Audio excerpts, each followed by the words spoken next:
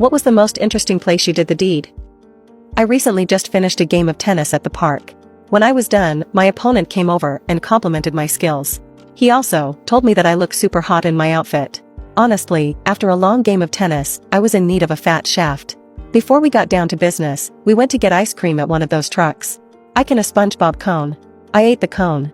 We were looking for a spot to do the deed, and I suggested the swings first.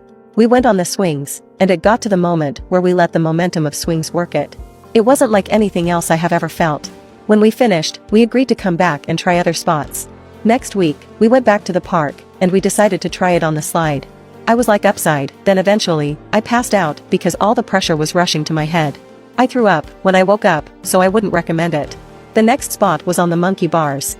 It was a little tiring because we both had to use our arms to hang. We only tried it because we wanted to test our strength and capabilities, since we play tennis. We stopped at the monkey bars,